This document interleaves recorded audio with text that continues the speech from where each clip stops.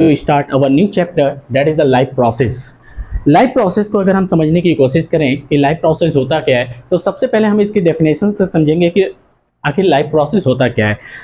अगर हम डेफिनेशन को समझने में एबल हैं तो हम लाइफ प्रोसेस को थोड़ा बहुत समझ पाएंगे। और इस चैप्टर में हमें पूरे अपने लाइफ के अंदर जितने भी प्रोसेस होते हैं, जितने भी फंक्शन हमारी बॉडी करती है, उन सब सारी चीज़ों के बारे में हमें यहाँ पे इस चैप्टर के बारे में हमें पढ़ना है। तो चलो सबसे पहले हम ये समझते हैं कि लाइफ प्रोसेस में एक्चुअली होता क्या है। कहता है हमारा डेफिनेशन कि the activities by which living organisms, क्या कह रहा है कि the activities by which living organisms takes in food, derive energy, remove waste material from their body and response to changes in the environment are called life process। यानी कि जितनी भी activity living organism के द्वारा होती है, ठीक है, वो सारी एक्टिविटी जैसे कि खाना खाना और इसी तरीके से खाना खाने के बाद उससे एनर्जी लेना और इसी तरीके से रिमूव वेस्ट मटेरियल और खाना खाने के बाद और उसके बाद क्या करना कि उससे एनर्जी लेने के बाद बाकी चीज़ें जो हैं वो वेस्ट मटेरियल को बाहर निकाल देना अपनी बॉडी से एंड रिस्पॉन्ड टू चेंजेस और इन्वायरमेंट में जितनी भी चीज़ें हो रही हैं उसको लेकर के रिस्पॉन्ड करना। ये सारी की सारी चीज़ें ही आपस में मिल करके एक प्रोसेस बनता है and this whole process is known as a life process. इसको हम क्या कहते हैं? लाइफ प्रोसेस कहते हैं। मतलब तुम्हारे लाइफ के अंदर खाना खाने से लेकर के पचाने से लेकर के और बाकी वेस्ट मटेरियल को रिमूव करने तक सबको हम क्या कहते हैं? लाइफ प्रोसेस कहते हैं। अब रही बात कि लाइफ प्रोसेस एक्चुअली क्या, उसके अंदर लाइफ प्रोसेस के अंदर ये सारी कहानियां आती हैं। अगर इसमें हम इसको और भी एक छोटे छोटे सब टॉपिक के अंदर देखें तो हम ये देखते हैं कि जो खाना खाने के प्रोसेस जो होते हैं इसको एक टॉपिक के अंदर हम कंक्लूड करते हैं, इसको हम कहते हैं न्यूट्रिशन, ठीक है। और न्यूट्रिशन के बाद इसी के साथ साथ जो हम सांस लेते हैं, जो हम ऑक्सीजन इनहेल करते हैं और कार्बन डाइऑक्साइड को रिलीज आउट करते हैं, इसको हम क्या कहते हैं? ऐसे प्रोसेस को हम लोग कहते हैं रेस्पिरेशन। और रेस्पिरेशन के लिए हमारे पास पूरा एक सिस्टम होता है, that is known as the respiratory system. तो रेस्पिरेटरी सिस्टम के बारे में भी इस चैप्टर में हमें क्या करना है? पढ़ना है। और इसी तरीके से transport of material, transport of material का मतलब है कि जो भी हमने खाना खाया और खाना खाने के बाद वो हमारे ग्लूकोज जो है वो हमारे सेल टू सेल तक पहुंचने हैं, तो वो सेल टू सेल तक कैसे पहुंचेंगे? With the help of blood, blood के थ्रू पहुंचेंगे। इसीलिए ये क्या कहते हैं? ट्रांसपोर्ट ऑफ मटेरियल कहते हैं। इसी तरीके से बात आती है कि एक्सक्रीशन, क्या बात आती है? एक्सक्रीशन, यानी कि जितनी भी चीजें ट्रांसपोर्ट हो गई, रेस्पिरेशन हो गया, न्यूट्रिशन हो गया, उसके बाद बची हुई वेस्ट मटेरियल को हमें क्या करना है? एक्सक्रीट आउट करना है, that is known as a excretion. तो वो हमें एक्सक्रीटरी, देखो एक्सक्रीशन प्रोसेस करने के लिए भी हमारे पास पूरा एक सिस्टम होता है जिसे हम क्या कहते हैं? एक्सक्रीटरी सिस्टम कहते हैं। क्लियर? अब उसके बाद अगर हम चले आगे तो इसी न्यूट्रिशन को, अब देखो हमें क्या करना है इस चैप्टर के अंदर, एक एक सिस्टम को, एक एक प्रोसेस को हमें क्या करना है? डिटेल से थोड़ा स्टडी करना है। तो सबसे पहली बात आती है तुम्हारे न्यूट्रिशन की। तो हम यहाँ पे सब टॉपिक की तरफ अगर मूव करते हैं तो सबसे पहले हमारी टॉपिक आती है न्यूट्रिशन। तो इस लेक्चर के अंदर हम केवल और केवल कवर करेंगे तो अबाउट द न्यूट्रिशन, न्यूट्रिशन के बारे में कवर करेंगे। क्लियर? अगर हम बात करें न्यूट्रिशन की तो first of all we have to understand about the nutrition, what is nutrition. And first of all we have to look about the definition of the nutrition, that what the nutrition says: the process of intake food, the process of intake food and its digestion, absorption and distribution and distribution to different parts of the body for utilization is known as a nutrition। क्या कह रहा है कि जो भी देखो nutrition को समझने के लिए सबसे पहले ये समझो कि the process of intake food, यानी कि मान लो कि ये भोजन है, ये फूड है, तो फूड का लेना, भोजन का लेना, ठीक है, ये क्या हो गया? न्यूट्रिशन हो गया। The process of intake food, भोजन लेना, फूड लेना, ठीक है, अपने माउथ में फूड को लेना और उसके बाद उसको पचाना, डाइजेस्ट करना और उसके बाद डाइजेस्ट करने के बाद उसमें जो अच्छी चीजें उसको एब्जॉर्ब कर लेना, ठीक है, and distribution to different parts, और उसी अच्छी चीज को अलग अलग पार्ट्स में, बॉडी के पार्ट्स में क्या कर देना? डिस्ट्रीब्यूट कर देना। और साथ साथ में डिस्ट्रीब्यूट के बाद उसका यूटिलाइजेशन हो जाना, उसका यूज हो जाना, ठीक है, is known as a nutrition. उसी को हम क्या कहते हैं? न्यूट्रिशन कहते हैं। इस तरीके से क्या डेफिनेशन होगी? The process of intake food, its digestion, absorption, distribution to different parts of the body for utilization. किसके लिए? यूटिलाइजेशन के लिए, यूज के लिए। And this is known as a nutrition, इसको हम क्या कहेंगे, न्यूट्रिशन कहेंगे। ठीक है, अब क्या कह रहा है कि न्यूट्रिशन जो, अब ये देखो एक बात और कि इतनी बड़ी डेफिनेशन को हम एक शॉर्ट में भी डेफिनेशन बना सकते हैं, तो इसीलिए मैंने और करके लिखा हुआ है कि nutrition is the process of acquiring energy, यानी कि न्यूट्रिशन एक ऐसा प्रोसेस है जिससे हम क्या करते हैं, एनर्जी लेते हैं, एनर्जी एक्वायर करते हैं and material for growth, energy या फिर मटेरियल एक्वायर करते हैं और ये हमारी बॉडी के लिए या फिर हमारे लिए ग्रोथ का काम करता है। क्या चीज, न्यूट्रिशन। देखो न्यूट्रिशन में तुम क्या लेते हो, फूड में तुम क्या लेते हो, चावल लेते हो, रोटी लेते हो, दाल लेते हो और बाकी फल लेते हो, सब्जियां लेते हो, ये सारी चीजें जो लेते हो दैट इज अ न्यूट्रिएंट्स, और इनका लेना, the process of intake that things is known as a nutrition, उसे हम क्या कहते हैं, न्यूट्रिशन कहते हैं। अगर इसको मैं थोड़ा सा इस क्या नाम है कि न्यूट्रिएंट वाले चैप्टर को सॉरी न्यूट्रिशन वाले चैप्टर को मैं थोड़ा सा नोट्स के फॉर्म में ही बताऊंगा, ताकि तुम लोग इसको क्या नाम है कि बाद में रिवाइज कर सको, क्योंकि इसमें कोई कॉन्सेप्ट नहीं है बहुत ज़्यादा। इसमें क्या है कि एक तुम्हारा जो बस थ्योरेटिकल नॉलेज है उसको समझो और उसको नोट करो और उसको समझो। ठीक है, अब बात करते हैं न्यूट्रिएंट की। न्यूट्रिएंट क्या होता है, तो न्यूट्रिएंट जो होता है, कह रहा है कि food substances, food substances such as protein, such as proteins, carbohydrates,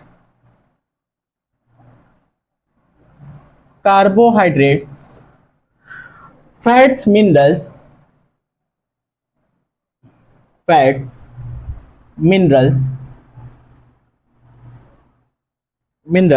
etcetera. ठीक, और क्या कह रहा है, वी सपोर्ट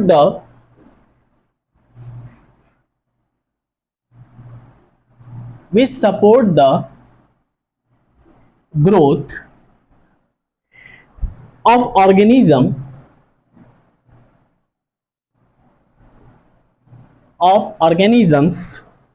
and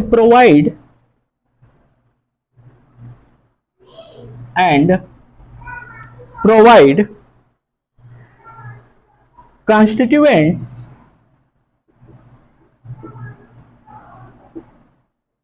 constituents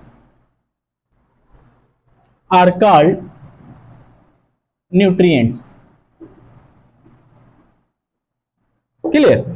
देखो बात क्या कर रहा है, न्यूट्रिएंट्स की, तो न्यूट्रिएंट जो है, कह रहा है कि food substances such as a protein, carbohydrate, fat, mineral etcetera, कह रहा है कि we support the growth of organism, जो कि ऑर्गेनिज्म जो है वो क्या लेते हैं, प्रोटीन लेते हैं, कार्बोहाइड्रेट लेते हैं, फैट लेते हैं, मिनरल लेते हैं वगैरह वगैरह एक्सेट्रा।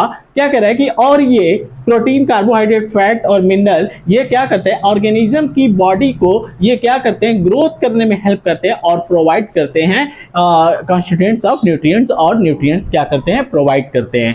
ठीक है, तो अब देखो अगर मैं बात करूं कि जैसे कि अगर मैं इसी न्यूट्रिएंट्स की बात करूं तो मैं कह सकता हूं कि ये न्यूट्रिएंट को मैं डिवाइड कर सकता हूं into the different types as like different types. अगर मैं बात करूं जैसे कि न्यूट्रिएंट्स में, अगर मैंने पहला लिया है क्या, कार्बोहाइड्रेट्स, तो कार्बोहाइड्रेट्स हो गया, क्या हो गया, कार्बोहाइड्रेट्स हो गया, और कार्बोहाइड्रेट के साथ मैं क्या ले सकता हूं, फैट ले सकता हूं। इसी तरीके से नेक्स्ट पॉइंट है दैट इज अ प्रोटीन, क्या हो गया है, प्रोटीन। प्रोटीन के साथ साथ और क्या हो सकता है तुम्हारा, इसमें विटामिन हो सकता है, क्या हो सकता है, विटामिन हो सकता है। ठीक है, विटामिन और साथ साथ में मिनरल्स, विटामिन एंड मिनरल्स। देखो अगर बात करें कार्बोहाइड्रेट की, तो कार्बोहाइड्रेट जो होता है ये क्या करता है, तुम्हारा प्रोवाइड करता है एनर्जी। कार्बोहाइड्रेट जो है ये क्या प्रोवाइड करता है, एनर्जी, प्रोवाइड एनर्जी। क्लियर। और अगर हम प्रोटीन की बात करें तो प्रोटीन जो है ये क्या प्रोवाइड करता है, तुम्हारा ये तुम्हारे बॉडी को बिल्ड करने में हेल्प करता है, या बॉडी बिल्डिंग में हेल्प करता है, यानी कि बॉडी को बिल्ड करता है, बॉडी तुम्हारी बॉडी को और भी उसमें शेप लाता है और ग्रोथ करने में तुम्हारा ग्रोथ करने में हेल्प करता है, और बाकी तुम्हारा कार्बोहाइड्रेट जो वो एनर्जी प्रोवाइड करता है। ठीक है, और बाकी जो है विटामिन और मिनरल्स ये तुम्हारा क्या करता है, ये तुम्हारा प्रोटेक्ट, तुम्हारी बॉडी को प्रोटेक्ट करने में हेल्प करता है, किससे, डिजीज से। तो इसीलिए कह सकते हैं कि ये प्रोटेक्टिव होता है, क्या होता है, प्रोटेक्टिव होता है। रही बात कि कार्बोहाइड्रेट और फैट से हम एनर्जी तो लेते हैं, ठीक है, ये न्यूट्रिएंट्स हो गया, कार्बोहाइड्रेट, फैट, ये भी न्यूट्रिएंट्स हो गया, प्रोटीन भी न्यूट्रिएंट हो गया, विटामिन भी न्यूट्रिएंट हो गया। लेकिन रही बात कि ये बताओ कि कार्बोहाइड्रेट और फैट जो है ये कैसे खाने से मिलता है। तो देखो, जब राइस वगैरह हम लेते हैं, चावल वगैरह लेते हैं, ठीक है, तो वहां से हमें कार्बोहाइड्रेट या फैट मिलता है, कार्बोहाइड्रेट मिलता है, फैट हमारे बटर वगैरह से मिल जाता है। प्रोटीन की बात करें तो दाल वगैरह खाते हो, पल्सेस खाते हो, इसी तरीके से तुम क्या करते हो, पल्सेस खाते हो, और इसी तरीके से तुम क्या करते हो कि जैसे सोयाबीन वगैरह खा लिए, फिश ले लिए, मीट ले लिए, उन सब से हमें क्या मिलता है, प्रोटीन वगैरह मिलता है। ठीक है, इसी तरीके से अगर मैं विटामिन और मिनरल की बात करूं तो अगर हरी सब्जियां लेते हो, वेजिटेबल्स वगैरह लेते हो, तो वहां से तुम्हें विटामिन प्लस मिनरल वगैरह मिल जाता है। ठीक है, तो इस तरीके से न्यूट्रिएंट्स जो हैं, ये न्यूट्रिएंट्स में क्या क्या तुम्हारे हो गए, जैसे कि कार्बोहाइड्रेट हो गया, प्रोटीन हो गया, विटामिन हो गया, ये सारे न्यूट्रिएंट होते हैं। देखो, न्यूट्रिशन और न्यूट्रिएंट में डिफरेंसेस होते हैं।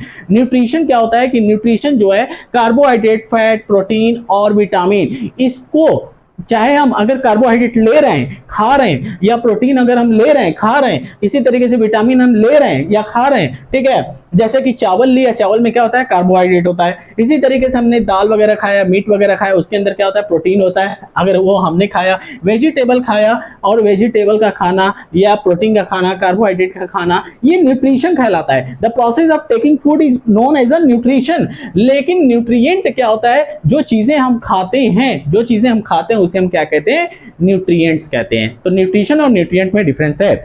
अगर मैं बात करूं, nutrition is a process, nutrition क्या है, एक काम है, प्रक्रिया, एक फंक्शन है। लेकिन न्यूट्रिएंट्स क्या है, न्यूट्रिएंट्स एक तुम्हारी कोई चीज है, और चीज में वो क्या है, मटेरियल क्या है, तुम्हारा कार्बोहाइड्रेट, प्रोटीन और फैट।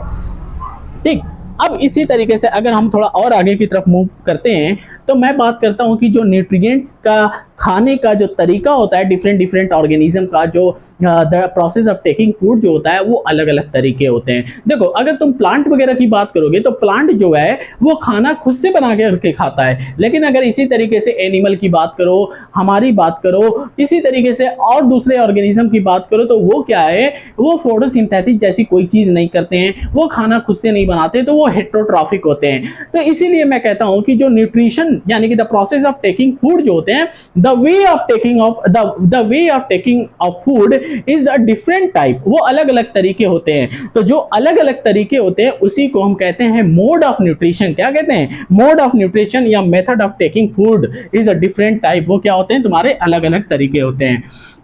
तो यहां पे हमें यह समझना है कि what is the different path और what is the different way of taking food by organism. अलग अलग ऑर्गेनिज्म के द्वारा अलग अलग ऑर्गेनिज्म या डिफरेंट टाइप ऑफ ऑर्गेनिजम्स जो है वो कैसे फूड लेते हैं। तो इसीलिए इस प्रोसेस का नाम क्या हो जाता है, मोड ऑफ न्यूट्रिशन हो जाता है। क्या हो जाता है, मोड ऑफ न्यूट्रिशन हो जाता है।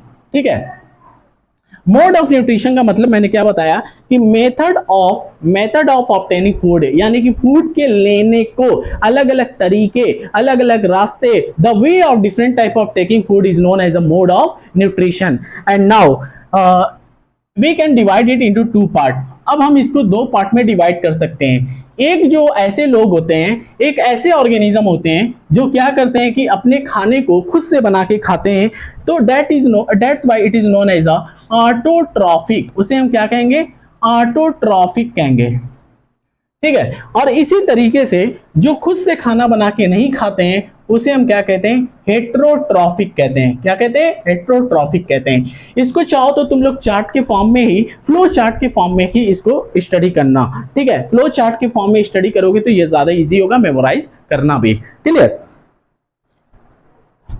अब उसके बाद अगर मैं ऑटोट्रॉफिक की बात करूं या इसके डेफिनेशन की बात करूं, तो देखो, ऑटो का मतलब होता है क्या, ऑटो का मतलब होता है सेल्फ। ऑटो का मतलब होता है सेल्फ। ठीक है, और ट्रॉफिक का मतलब क्या होता है, ये न्यूट्रिशन से रिलेटेड होता है, न्यूट्रिशन। ठीक है, यानी कि जो खुद से न्यूट्रिशन ले, that is known as autotrophic. उसे हम क्या कहेंगे, ऑटोट्रॉफिक कहेंगे।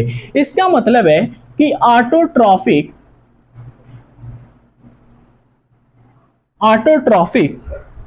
Is a type of nutrition,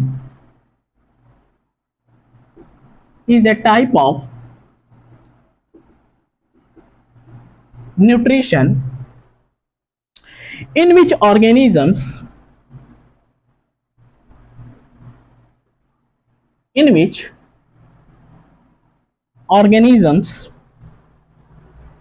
synthesis there या synthesize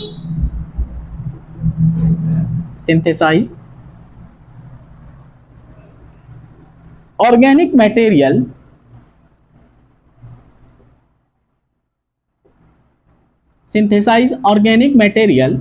जिसको हम फूड बोलेंगे, ठीक है, organic material that is food from simple inorganic, किससे, from simple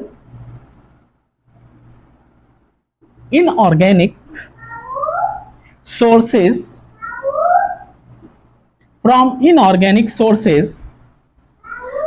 and organic sources क्या, इनऑर्गेनिक सोर्सेस क्या हो सकते हैं, carbon H2O with the help of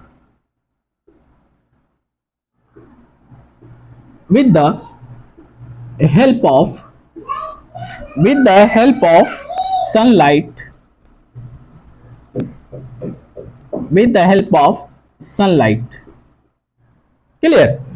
अब इसमें क्या हो सकते हैं, एग्जाम्पल के तौर पे अगर हम लें, एग्जाम्पल के तौर पे हम ये ले सकते हैं कि ऑल ग्रीन प्लांट्स, क्या हो सकते हैं, ऑल ग्रीन प्लांट्स, क्या हो सकते हैं, ऑल ग्रीन प्लांट्स, ठीक है।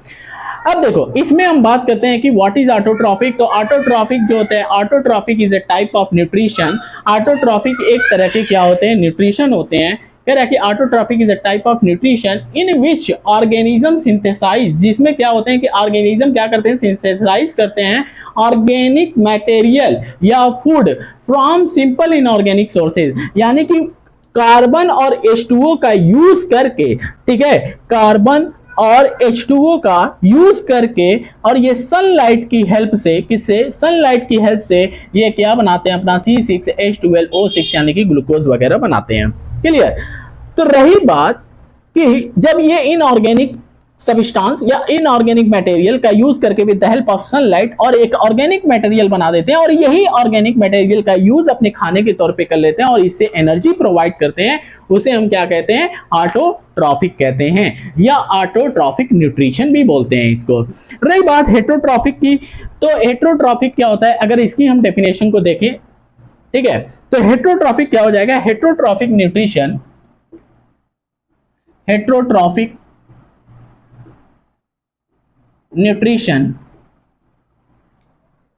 is a type of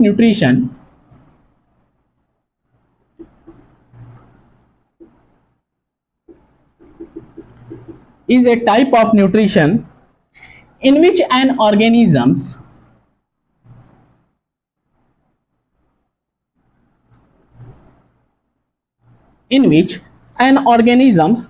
can't make its own food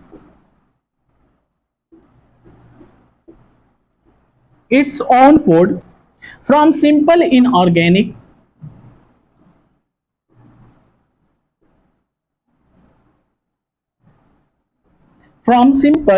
inorganic material, ठीक। या फिर इसी को हम सिंपल वे में एक डिफाइन कर सकते हैं, डेफिनेशन दे सकते हैं, एकदम सिंपल डेफिनेशन दे सकते हैं और करके कि फूड ऑब्टेन्ड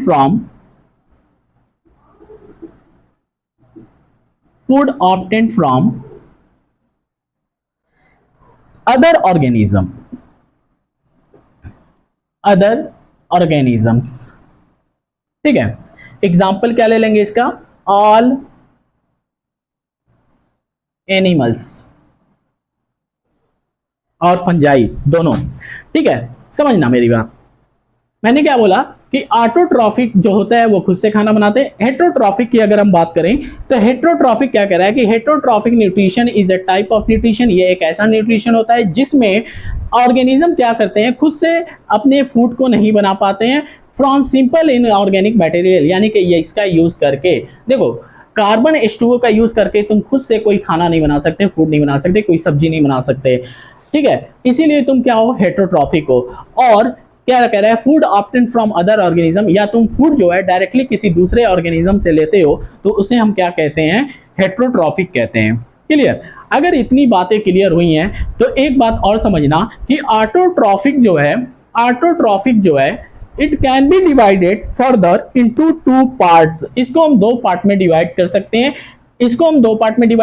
हैं। कौन सा पार्ट डिवाइड कर सकते हैं? एक फोटोसिंथेसिस और एक कीमोसिंथेसिस। ठीक है, और इसको हम क्या करेंगे, अलग अलग तीन पार्ट में डिवाइड करेंगे। इसको हम हेट्रोट्रॉफिक में देखो, दूसरे पे डिपेंड रह करके खाना खाने वाले तीन तरीके के लोग होते हैं। एक होता है सैप्रोफिटिक, एक होता है पैरासिटिक और एक होता है होलोजोइक। सैप्रोफिटिक कौन लोग होते हैं? सैप्रोफिटिक वो लोग होते हैं जो सड़ी गली चीजों पे डिपेंड होते हैं और खाते हैं उसको। एक होते हैं पैरासिटिक जो होते हैं वो मरी हुई चीजों पे नहीं रहते हैं, वो लिविंग थिंग्स पे रहते हैं। ठीक है, और उस पर डिपेंड रहते हैं और उससे वो खाना लेते हैं, उसको कहते हैं पैरासिटिक। उसके बाद अगर हम बात करें होलोजोइक जो होते हैं ये कॉम्प्लेक्स फूड खाते हैं और इनके अंदर जो प्रोसेस होती है बड़ी कॉम्प्लेक्स होती है। जैसे इनके अंदर जो होलोजोइक होगा वो 5 स्टेप में होगा, इंजेशन, डाइजेशन और इसी तरीके से एब्जॉर्प्शन और एसिमिलेशन एंड लास्ट वाला इजेशन। ठीक है, होलोजोइक। और इसी तरीके से होलोजोइक में भी फिर अलग अलग पार्ट आते हैं, यानी कि कुछ ऐसे होते हैं जो केवल क्या होते हैं, हार्बीवोरस होते हैं, और इसी तरीके से कुछ और लोग होते हैं जो केवल कार्निवोरस होते हैं। इसी तरीके से कुछ लोग होते हैं जो ऑमनीवोरस होते हैं, और इसी तरीके से कुछ लोग होते हैं जो क्या होते हैं, कैरियन फीडर होते हैं। अगर इतनी बात क्लियर हो गई है तो सबसे पहले हम ऑटोट्रॉफिक के बारे में पढ़ेंगे, फिर उसके बाद हम हेट्रोट्रॉफिक के बारे में पढ़ेंगे। तो ऑटोट्रॉफिक को मैंने क्या कहा कि ऑटोट्रॉफिक को मैं दो पार्ट में डिवाइड करूंगा, और वो दो पार्ट कौन सा होगा? फोटोसिंथेसिस और कीमोसिंथेसिस। क्लियर है? तो समझना,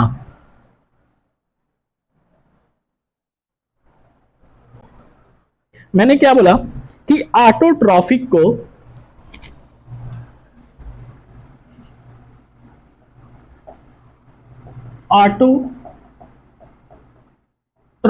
न्यूट्रिशन को दो पार्ट में मैं डिवाइड करूंगा। ऑटोट्रॉफिक न्यूट्रिशन को एक जो होता है ऑटोट्रॉफिक न्यूट्रिशन में, एक होता है फोटोसिंथेसिस और एक होता है chemosynthesis.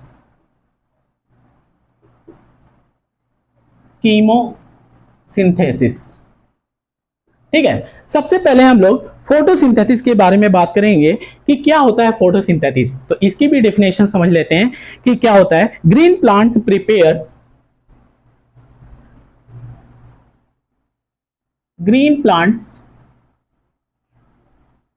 Prepare their food using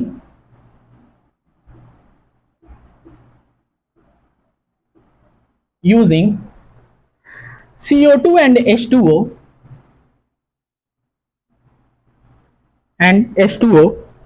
as a raw material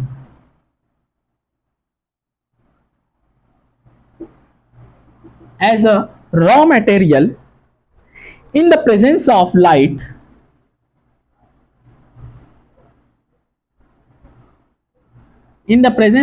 sunlight कर देते हैं, in the presence of sunlight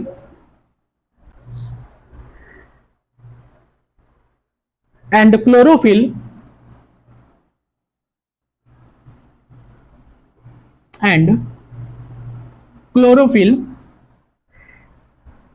present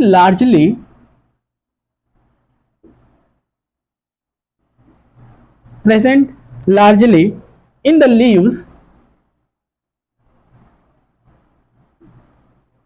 the leaves are called photosynthesis। देखो, मान लो ये कोई लीफ है, ठीक है, इस लीफ के अंदर क्या होता है, सेल होती है, ऐसे सेल होती है, और सेल के अंदर इस तरीके से क्लोरोफिल जो है साइड बाय साइड इस तरीके से पड़ा होता है। ठीक है, अब उसके बाद मान लो कि ये सनलाइट आई, कहां से? सन से, और ये सनलाइट आई और सनलाइट क्या हो गई, क्लोरोफिल ने क्या कर लिया, इसको ट्रैप कर लिया। अब उसके बाद यहां पे क्या होगा कि CO2 और H2O का यूज करके यहां पे क्या बनना शुरू हो जाएगा, तुम्हारा फूड बनना शुरू हो जाएगा। ठीक है, और इस प्रोसेस को ही हम लोग क्या बोलेंगे, फोटोसिंथेसिस बोलेंगे। और पौधे कैसे होते हैं, ग्रीन प्लांट के अंदर ही ये क्लोरोफिल होगा, क्योंकि क्लोरोफिल के पास पिगमेंट क्लोरोफिल ये क्लोरोप्लास्ट होगा, और क्लोरोप्लास्ट के पास ही क्या होता है तुम्हारा पिगमेंट कलर होता है, पिगमेंट होता है, एक कलर होता है, दैट इज अ क्लोरोफिल, उसका नाम क्या है, क्लोरोफिल। तो ये क्लोरोप्लास्ट है। फोटोसिंथेसिस क्या है, green plants prepare their food using CO2 and H2O। ठीक है, ग्रीन प्लांट्स के अंदर ये अगर पत्ती हरी है तो इसके अंदर क्या होगा, क्लोरोप्लास्ट होगा, और अगर क्लोरोप्लास्ट होगा तो बताओ क्या है, इसके पास कलर कैसा है, पिगमेंट कैसा है, ग्रीन, और ग्रीन है तो क्या होगा, क्लोरोफिल होगा। और अगर क्लोरोफिल होगा तो ये CO2 और H2O का यूज करके यहाँ पे इस सेल के अंदर बताओ सनलाइट का यूज करके ये क्या बना लेगा, अपना फूड बना लेगा। And this process of preparing food is known as a photosynthesis, उसको हम क्या कहेंगे, फोटोसिंथेसिस कहेंगे। नाउ अब बात करते हैं कीमोसिंथेसिस की। कीमोसिंथेसिस क्या होता है समझना। अगर हम कीमोसिंथेसिस की बात करें तो कहता है कि सम नॉन, क्या कहता है कि some non green plants and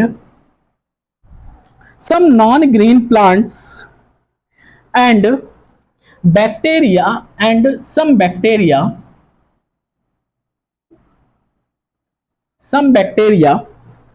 use chemical energy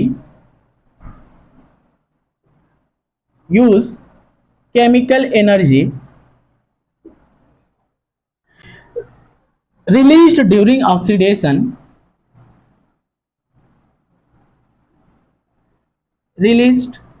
oxidation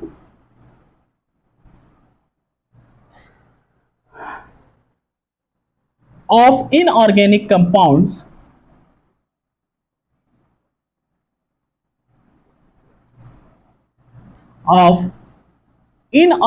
compounds to prepare their food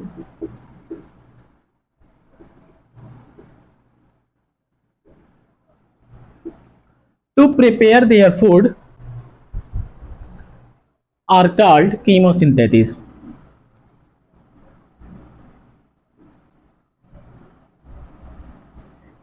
chemosynthesis देखो, कुछ ऐसे नॉन ग्रीन प्लांट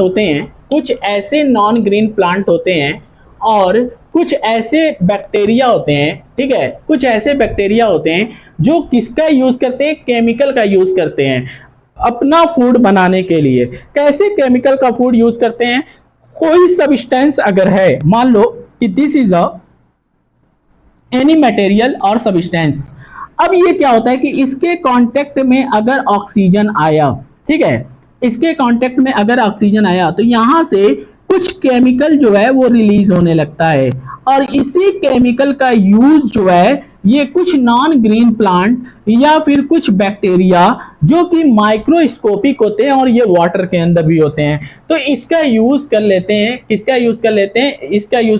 केमिकल का यूज कर लेते हैं। तो जब अपना फूड बनाने के लिए केमिकल का यूज करते हैं सम नॉन ग्रीन प्लांट और बैक्टीरिया, तो ऐसे प्रोसेस को हम लोग क्या कहते हैं, कीमोसिंथेसिस कहते हैं। क्या कहते हैं, कीमोसिंथेसिस कहते हैं। तो ऑटोट्रॉफिक में दो चीज हमें देखनी थी, एक देखना था हमें फोटोसिंथेसिस और एक हमें देखना था कीमोसिंथेसिस, ठीक है, ये दो चीजें थी, क्लियर। अब इसके बाद बात करते हैं हेट्रोट्रॉफिक की, जो थोड़ा सा एक बड़ी टॉपिक है, तो इसको हम समझने की कोशिश करेंगे कि हेट्रोट्रॉफिक के अंदर कौन कौन लोग आते हैं, ठीक है, समझना।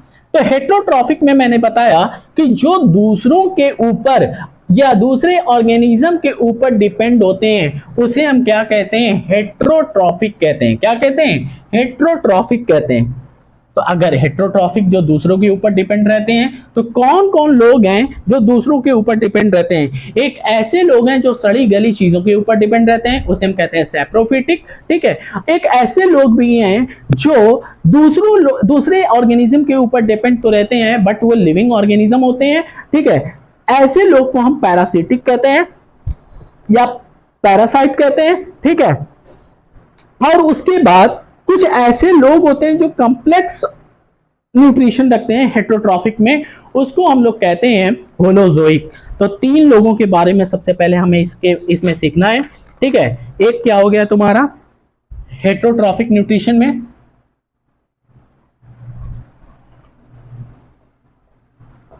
हेट्रोट्रॉफिक न्यूट्रिशन, ठीक है। हेट्रोट्रॉफिक न्यूट्रिशन में तीन चीजों के बारे में हमें सबसे पहले देखना है। एक तुम्हारा क्या हो जाएगा, सैप्रोफिटिक, एक क्या हो जाएगा पैरासिटिक, और एक क्या हो जाएगा होलोजोइक। ठीक, ये तीन चीजें हमें हेट्रोट्रॉफिक न्यूट्रिशन में हमें सीखना है। तो सबसे पहले हम लोग सैप्रोफिटिक के बारे में सीखेंगे कि सैप्रोफिटिक बोलो या सैप्रोट्रॉफिक बोलो, दोनों बात एक ही है। सैप्रोट्रॉफिक या सैप्रोफिटिक न्यूट्रिशन, ठीक है। सैप्रोफिटिक न्यूट्रिशन बोल सकते हो या सैप्रोट्रॉफिक बोल सकते हो, ठीक है। अब समझना, ये कौन लोग होते हैं, ये वो लोग होते हैं those organisms which get food, those organisms which get food from dead or decaying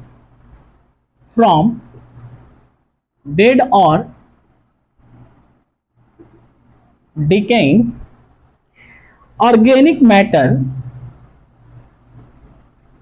are known as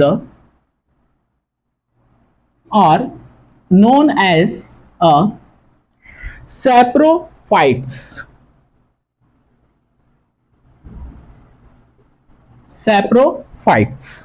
ठीक है। and mode of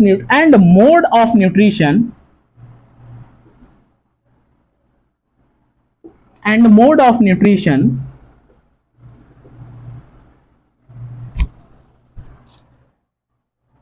is known as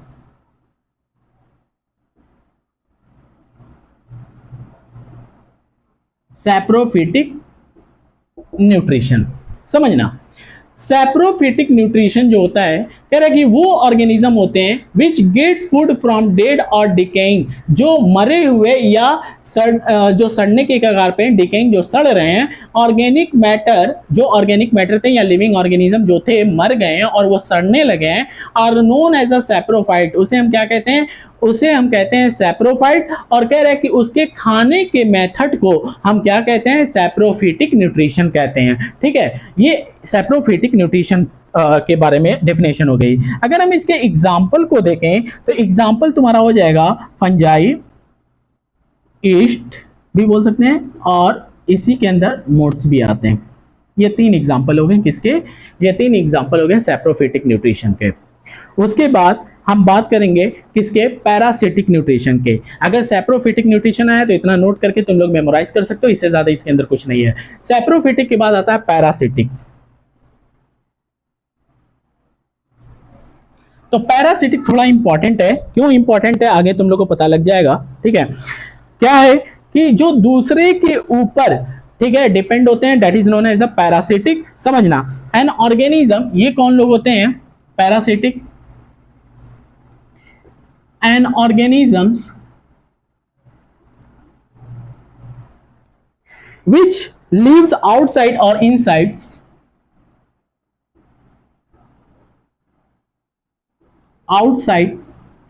or inside the body of another organism,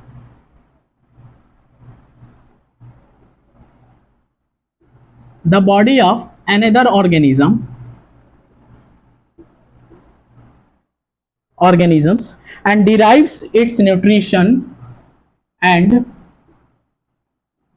derives its nourishment कर लो, its nourishment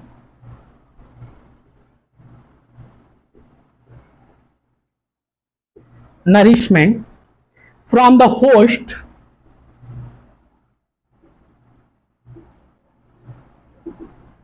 host without killing them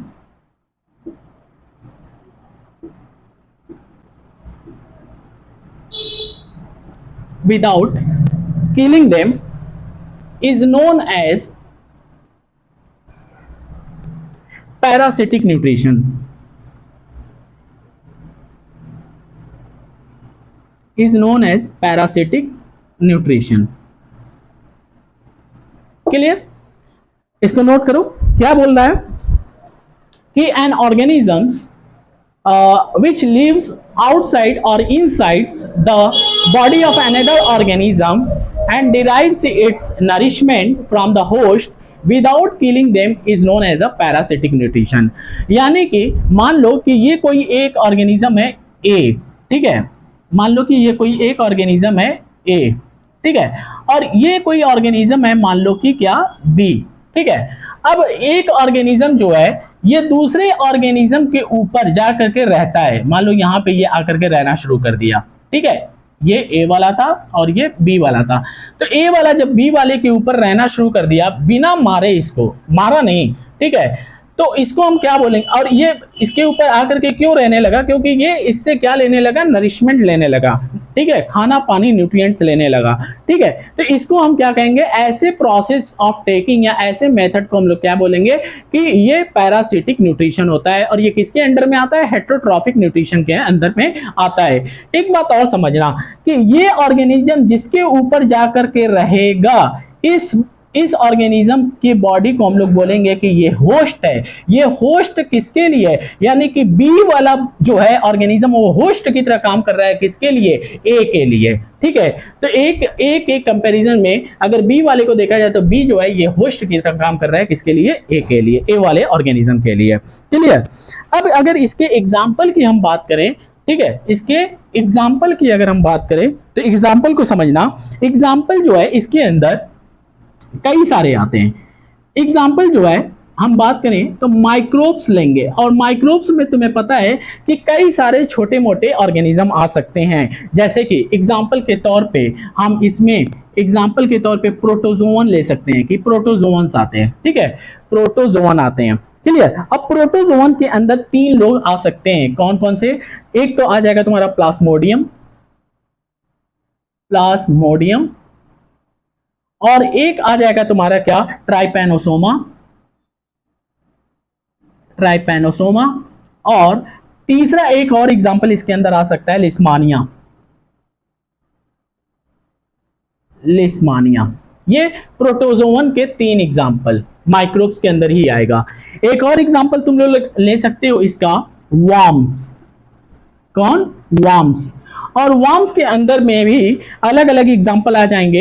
एक आ जाएगा तुम्हारा कौन, round worm, एक कौन आ जाएगा, राउंड वर्म, एक आ जाएगा फिलेरियल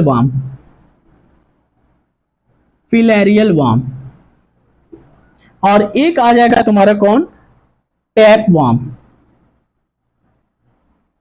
ये 3 अलग अलग वर्म भी किसके अंदर आ जाएंगे, पैरासिटिक। ये तीनों, ये प्लाज्मोडियम हो, ट्राइपैनोसोमा हो, लिस्मानिया हो, ये दूसरे ऑर्गेनिज्म पे क्या करते हैं, डिपेंड रहते हैं। राउंड वर्म हो, फिलेरियल वर्म हो, टैप वर्म हो, ये भी क्या करते हैं, दूसरे ऑर्गेनिज्म पे डिपेंड रहते हैं। इसी तरीके से हम और भी माइक्रोब्स का एग्जाम्पल ले सकते हैं, जैसे कि फंगस का एग्जाम्पल ले सकते हैं। अगर हम फंगस का एग्जाम्पल लें तो इसमें हम पक्सीनिया का एग्जाम्पल जरूर लेंगे, पक्सीनिया का example.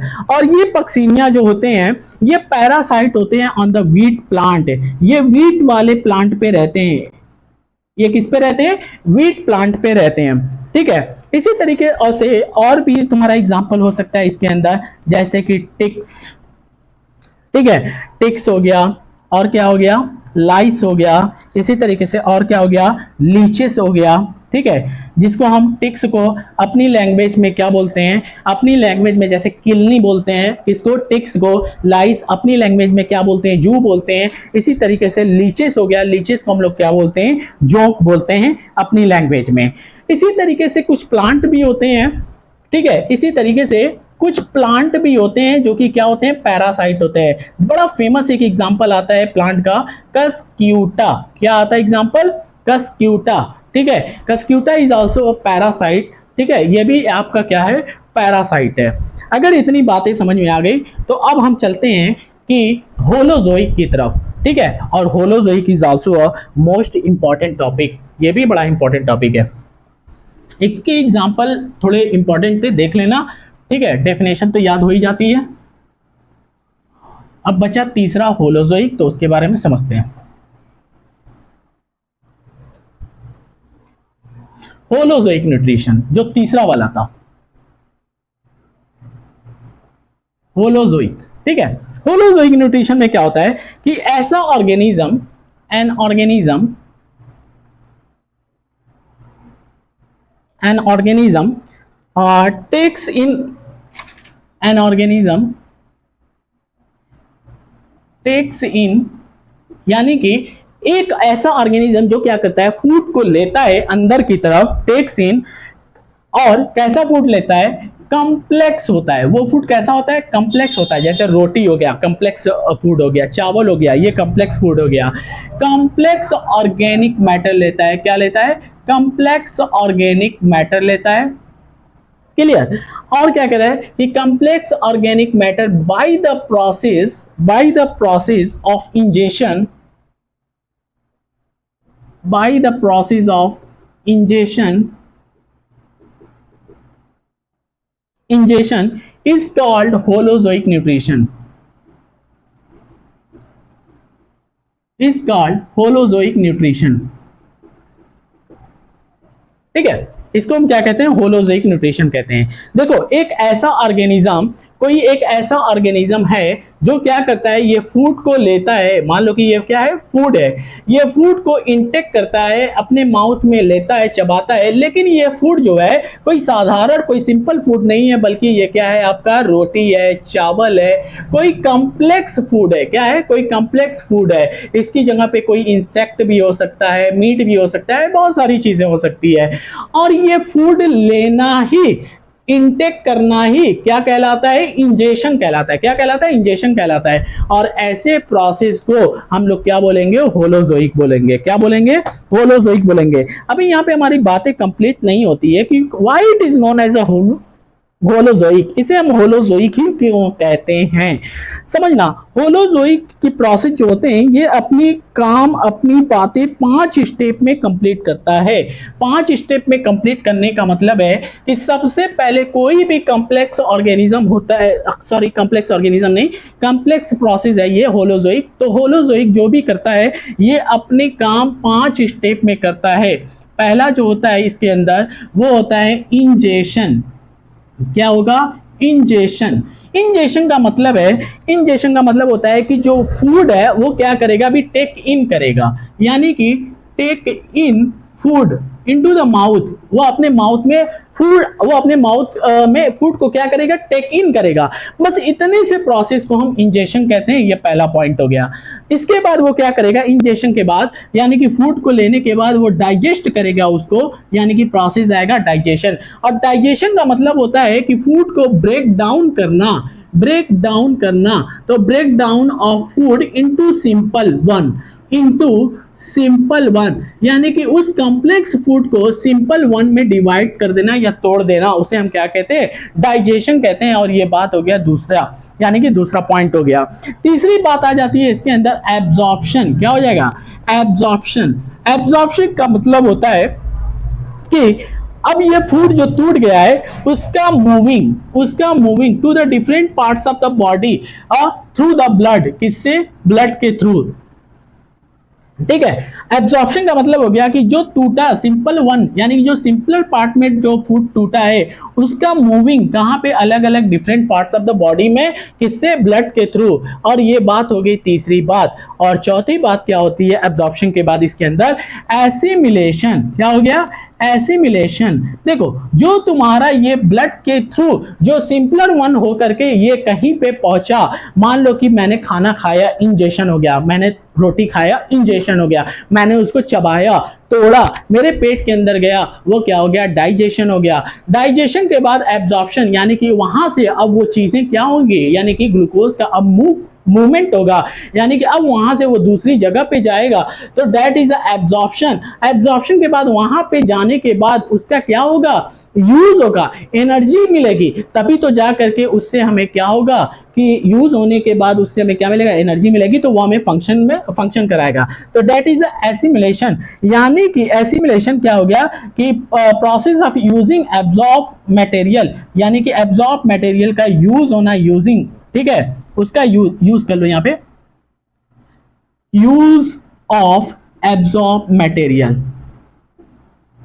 Use of absorb material, absorb material का यूज होना। उसके बाद आता है प्रोसेस ईजेशन। क्या आता है, ईजेशन। ईजेशन जो है ये फिफ्थ पॉइंट हो गया। ईजेशन का मतलब है कि वेस्ट मटेरियल जो है, जो अनडाइजेस्टेड फूड जो है, जो अनडाइजेस्टेड मटेरियल है, उसका अनडाइजेस्टेड मटेरियल का क्या हो जाना, रिमूवल हो जाना, रिमूवल हो जाना, उसे हम क्या कहेंगे, इंजेक्शन कहेंगे। ये होलोजोइक में कितने पार्ट हो गए, 5 पॉइंट हो गए, और इसी 5 पॉइंट में क्या करेगा, अपनी बात को कंप्लीट करेगा। ठीक है, नाउ उसके बाद समझना, अगर इसके एग्जाम्पल की बात करें तो इसका एग्जाम्पल जो होता है, इसका एग्जाम्पल जो होता है वो होता है कौन कौन, फ्रॉग हो जाएगा, इसका एग्जाम्पल कौन कौन हो जाएगा, फ्रॉग हो जाएगा, और कौन हो जाएगा, पैरामीशियम हो जाएगा, कौन हो जाएगा, पैरामीशियम हो जाएगा। और इसी तरीके से हाँ, हम ह्यूमन बीइंग भी आ जाते हैं इसी के अंदर, ह्यूमन बीइंग भी आ जाता है इसी के अंदर, फ्रॉग भी आ जाएगा। ठीक है, ये सारे लोग क्या करते हैं, होलोजोइक प्रोसेस करते हैं। ठीक है, यानी कि कॉम्प्लेक्स फूड लेते हैं और उसके बाद उसको सिंपल फॉर्म में तोड़ते हैं। ठीक, इसी तरीके से होलोजोइक में देखो, होलोजोइक में बहुत सारे ऐसे ऑर्गेनिज्म है जो कि क्या करते हैं, कॉम्प्लेक्स फूड को लेते हैं, लेकिन वो कॉम्प्लेक्स फूड को लेने वाले जो होते हैं, कुछ ऐसे होते हैं जो केवल वेजिटेबल, हरी सब्जियां खाते हैं। ठीक है, वो वेजिटेबल और हरी सब्जियां खाने वाले कौन होते हैं, हर्बीवोरस होते हैं। कौन होते हैं, हार्बीवोरस होते हैं। इसी तरीके से कार्निवोरस होते हैं, आम्नीवोरस होते हैं। इसको भी मैं थोड़ा सा इसी में बता देता हूं, लेकिन इसको मुझे इरेज करना पड़ेगा। क्लियर,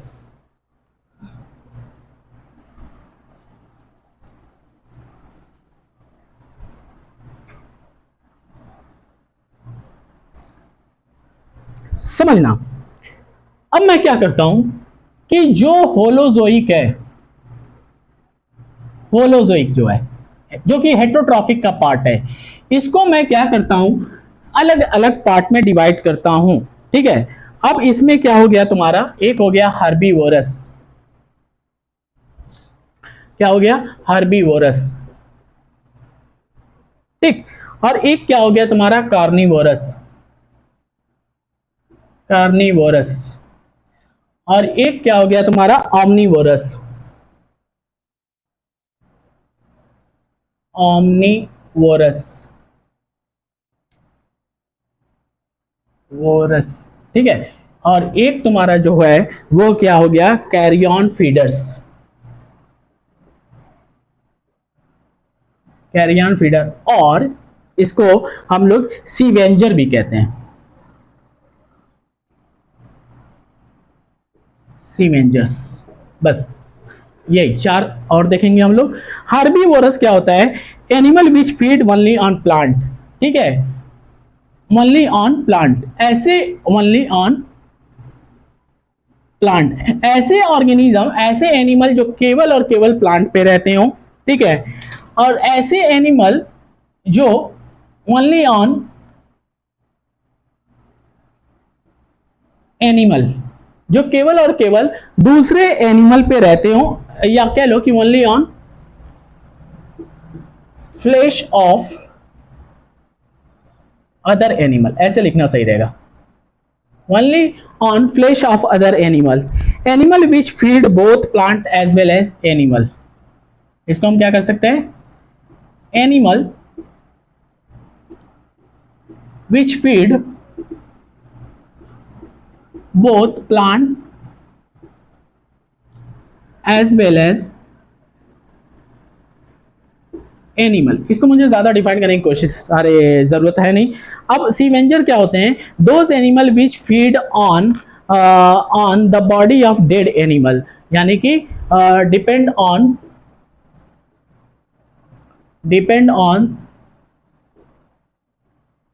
द बॉडी ऑफ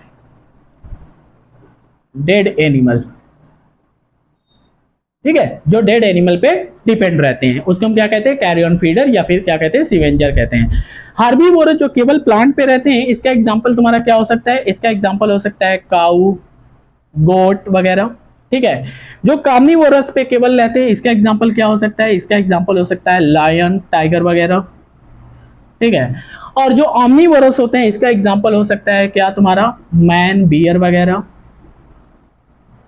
ठीक है, और जो तुम्हारे डेड वाले पे डिपेंड रहते हैं वो कौन रहते हैं, वल्चर, और कौन रहते हैं तुम्हारे, क्रो वगैरह।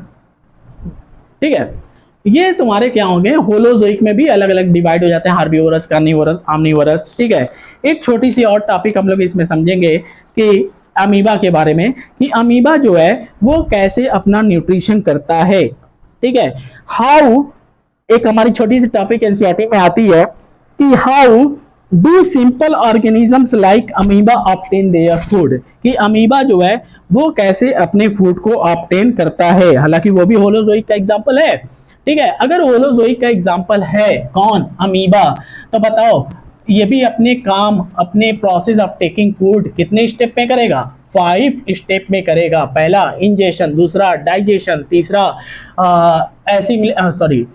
क्या हो गया, पहला इंजेशन, दूसरा डाइजेशन, तीसरा एसिमिलेशन, सॉरी इंजेशन, डाइजेशन, हाँ, तीसरा एब्जॉर्प्शन, चौथा एसिमिलेशन, और पांचवा इजेशन। ठीक है, इस 5 स्टेप में करेगा। अब बात करते हैं किसकी, अमीबा की। अमीबा जो है ये कैसे अपना न्यूट्रिशन करता है, अमीबा। तो तुम्हें पता है कि अमीबा जो है ये भी किसका पार्ट है, होलोजोइक का पार्ट। ये भी होलोजोइक के अंडर में आता है, होलोजोइक के अंडर में आता है। अगर कोई होलोजोइक के अंडर में आता है तो बताओ वो अपने न्यूट्रिशन कितने स्टेप में करेगा, 5 स्टेप में करेगा कि नहीं करेगा, बिल्कुल करेगा। ठीक है, मान लो कि ये अमीबा है, और अमीबा तुम्हें पता है कि अमीबा जो होता है वो यूनिसेलुलर होता है। क्या होता है, यूनिसेलुलर होता है। ठीक है, और अगर अमीबा है तो पता है ये अमीबा क्या करेगा, ये फीड करेगा, फीड ऑन किस पे, एनिमल या प्लांट पे, किस पे, एनिमल या प्लांट पे। और एनिमल या प्लांट जो होंगे वो कैसे होंगे, वो ये भी यूनिसेलुलर होंगे, या कह लो कि बहुत छोटे होंगे, माइक्रोस्कोपिक होंगे। ठीक है, एग्जांपल तुम ले सकते हो कि एनिमल या प्लांट यहाँ पे क्या हो सकते हैं तुम्हारे, एल्गी हो सकते हैं, या फिर क्या हो सकते हैं, बैक्टीरिया हो सकते हैं, एल्गी हो सकते हैं, या क्या हो सकते हैं, बैक्टीरिया हो सकते हैं। तो यूनिसेलुलर अमीबा क्या करेगा, फीड करेगा किस पे, माइक्रोस्कोपिक एनिमल और प्लांट पे, एग्जांपल के तौर पे एल्गी या बैक्टीरिया। और कहां पे करेगा, ये वाटर के अंदर पे करेगा। ठीक है, और अमीबा के अंदर जो होता है ये इंट्रासेलुलर डाइजेशन होता है। कैसा डाइजेशन होता है, इंट्रासेलुलर डाइजेशन होता है, यानी कि ये जो भी फूड को लेगा अपने सेल के अंदर साइटोप्लाज्म में लेगा। ठीक है, intracellular digestion takes in amoeba, amoeba के अंदर जो डाइजेशन होता है वो इंट्रासेलुलर होता है। ठीक है, आगे एक पॉइंट और अगर हम बात करें कि द मोड ऑफ न्यूट्रिशन होता है, उसके बाद बात कर लेते हैं हम लोग the mode of nutrition, the mode of nutrition in amoeba. The mode of nutrition in amoeba is holozoic. Amoeba के अंदर जो मोड ऑफ न्यूट्रिशन है वो कैसा है भाई, होलोजोइक है। ठीक है, और क्या कह रहा है, and the process of obtaining food, and the process of obtaining food, and the process of obtaining food by its termed as phagocytosis,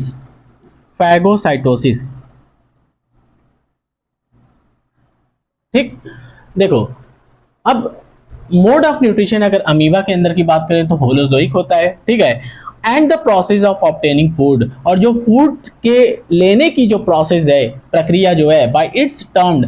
ठीक है, यानी कि बाय इट्स का मतलब अमीबा के द्वारा, जो अमीबा के द्वारा फूड लेने का जो प्रोसेस है उसे हम क्या कहते हैं, फैगोसाइटोसिस कहते हैं। इस पॉइंट को हमें याद रखना है कि फैगोसाइटोसिस क्या होता है। The process of taking food by the amoeba is known as a phagocytosis.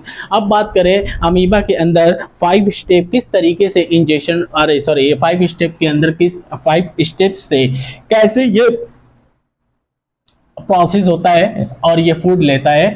ठीक है, कौन? अमीबा। ठीक है, तो अगर हम बात करें अमीबा की तो पहला पॉइंट होता है कि देखो अमीबा भी क्या होता है, होलोजोइक होता है, तो ये भी अपना 5 स्टेप में कंप्लीट करेगा।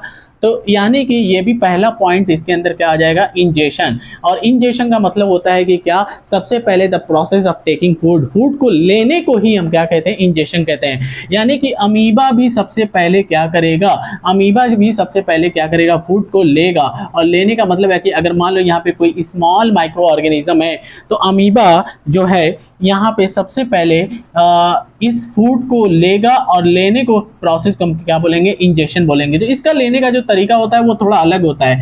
देखो इसके पास जो होते हैं एक बिल्कुल भी पैर के जैसे फीट लाइक, ये क्या होते हैं, इसके यहाँ पे सेल के पास ऐसे फीट लाइक ये क्या होते हैं कि ऑर्गन होते हैं। कह लो कि इसको हम सीडोपोडिया बोलते हैं। इसको हम क्या बोलते हैं, सीडोपोडिया बोलते हैं। इसे हम क्या बोलते हैं, सीडोपोडिया बोलते हैं। सीडोपोडिया जो होता है इसका मतलब होता है कि फॉल्स फिट।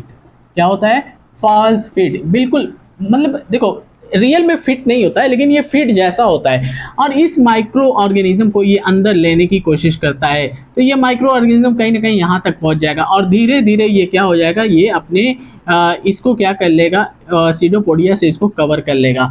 और कवर करने के बाद यहाँ पे बिल्कुल भी एक कह लो कि होल की तरह बन गया जिसे हम कहते हैं वैक्यूल। क्या बोलते हैं इसको, हम वैक्यूल बोलेंगे। तो ये वैक्यूल हो जाएगा। यानी कि ऑर्गेनिज्म आया, छोटा ऑर्गेनिज्म आया, उसको क्या करेगा, सीडोपोडिया से, अपने सीडोपोडिया से उसको कवर करेगा और उसको अंदर लेने की कोशिश करेगा।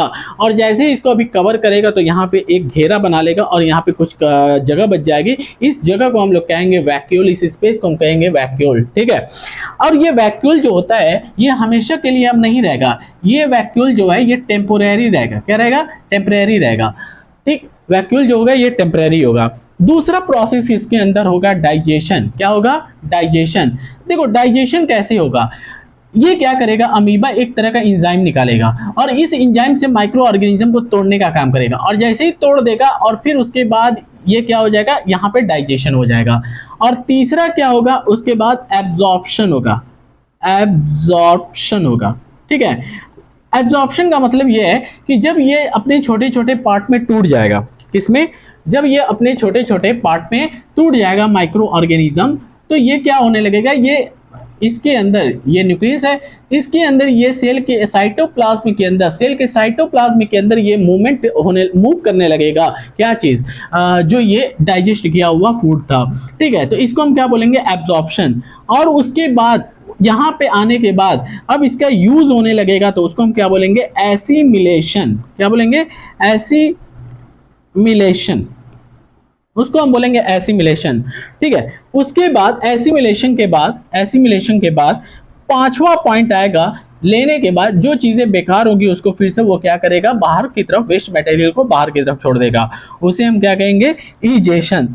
यही हमारा लास्ट पॉइंट है, इसको हम क्या बोलेंगे, ईजेशन। क्लियर। इस तरीके से अमीबा भी अपना क्या करेगा, 5 पॉइंट में, 5 पॉइंट में या 5 स्टेप में अपने क्या नाम है कि न्यूट्रिशन को कंप्लीट करेगा। The process of taking food को क्या करेगा, कंप्लीट करेगा। इस तरीके से ये हमारा पहला पार्ट था अबाउट द न्यूट्रिशन, लेक्चर 1 में।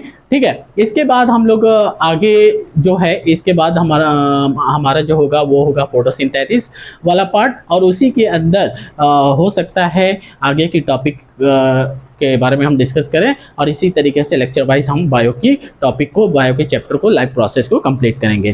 Thank you and have a nice day and complete it. क्योंकि ये थ्योरेटिकल पार्ट था इसीलिए मैंने इसको क्या किया कि थोड़ा सा रिटन फॉर्म में, थ्योरेटिकल पार्ट था इसीलिए इसको मैंने शॉर्ट नोट्स के फॉर्म में क्या किया, टीच कराया। ठीक है, thank you and thanks a lot.